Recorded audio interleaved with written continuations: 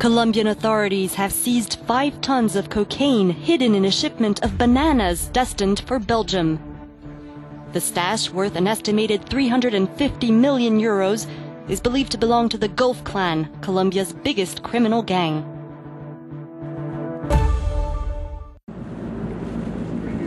US President Donald Trump has reacted positively but cautiously to news that North Korea is willing to give up its nuclear weapons program if America agrees to enter negotiations. Trump spoke to reporters during the Swedish Prime Minister's visit. Statement and the statements coming out of South Korea and North Korea have been very positive. We have come certainly a long way, at least rhetorically, with North Korea. It would be a great thing for the world. It would be a great thing for North Korea. It would be a great thing for the peninsula. But we'll see what happens. South Korean officials discussed the topic with North Korean leader Kim Jong-un during a meeting in Pyeongchang this week. The North has yet to comment on the issue, but both Seoul and Washington have cautioned that previous talks have come to nothing, and Kim may be buying time and hoping to avoid international sanctions.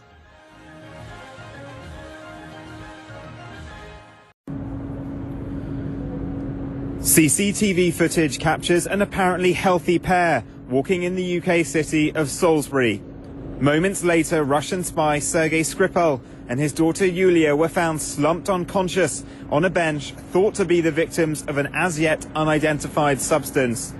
Police have reassured the public after comparisons with the poisoning of Alexander Litvinenko caused alarm.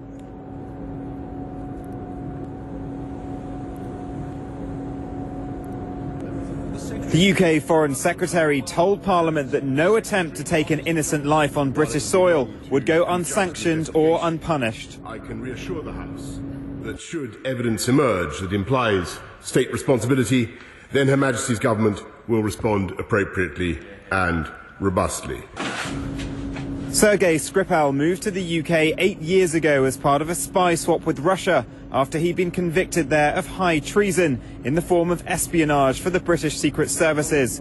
His relatives have said he lived in constant fear of reprisals.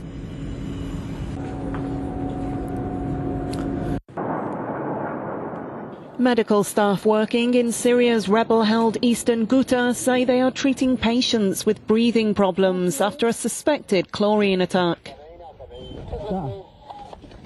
The report comes as the Syrian regime resumed airstrikes and shelling just hours after an aid convoy left the area following a 5-hour truce. The Syrian Civil Defense reported 30 cases of suffocation in the town of Hamoria.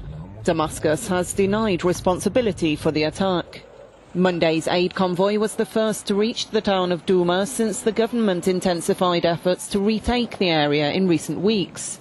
The 46-truck convoy left when shelling resumed, without fully unloading supplies. Russia has offered rebels and civilians safe passage out of the area, but activists say it's an effort to displace the population. In celebration and anticipation of International Women's Day, Barbie is honouring inspiring women, both past and present, with a line of dolls in their likeness.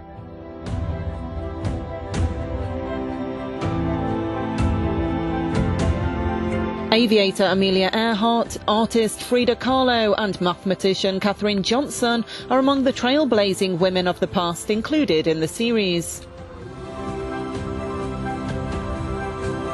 Present-day sheroes include US Olympic snowboarder Chloe Kim and British boxer Nicola Adams. In a few short months, women in Saudi Arabia will be allowed to take the wheel, but first they have to obtain a driving licence. Female-only universities across Saudi Arabia are expected to offer women full driving courses. For most of these young women, the hour-long training is the first time they've ever sat in the driver's seat. It's such an empowering step towards empowering women. It's such an important announcement, and everybody needed this. And now is the right time to do it. For many women, commuting to work or running basic errands requires a husband or son who can make the drive. It was good. Good job. I felt out of place. I've never sat on that side of the car. Usually I always sit in the back or on the right side. But it felt good. You feel like in control. The ban on driving was one of the most visible forms of discrimination against women in Saudi Arabia, where guardianship laws still give men the final say on whether a woman can travel abroad, obtain a passport or marry. Italy's two rival populist parties are preparing to talk in earnest over forming the country's next government. The election result has revealed a clear divide between north and south, but the issue now is to forge a coalition for the next parliament. With the absolute majority in the lower chamber being 316 seats, these are among the most likely numerical options. The Five Star Movement could team up with the Democratic Party, which would have a majority of more than 330 seats. Alternatively, Five Star could form a tie with the Anti-Immigrant League Party for a 100% populist government. Euronews spoke to Limes magazine's political analyst Alessandro Sansoni about the possible scenarios. At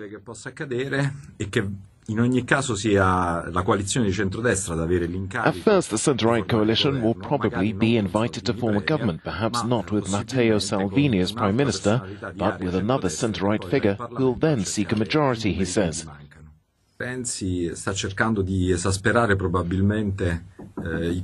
Renzi is trying to aggravate the situation within the Democratic Party in order to stop any possible deal in respect to a potential five-star Democratic Party coalition as favoured by some elements within his faction.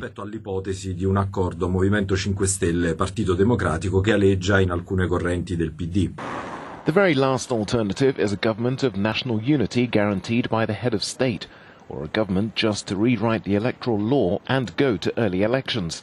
The first confrontation in Parliament will be the election of leaders of the lower chamber and Senate, which could already indicate who's ready to deal with whom. We are going to eliminate most of The top economic advisor to US President Donald Trump is resigning, the White House has announced. Former investment banker Gary Cohn has served as director of the National Economic Council since Trump took office in 2017. His resignation comes after Trump announced hefty tariffs on steel and aluminium imports, a policy Cohn is strongly opposed to. Trump tweeted that he will be making a decision soon on the appointment of new chief economic advisor, saying that many want the job. En televidente momento, hoor po ang espasyo komersyal, oras ng Bagnos Informe ng Deportivo.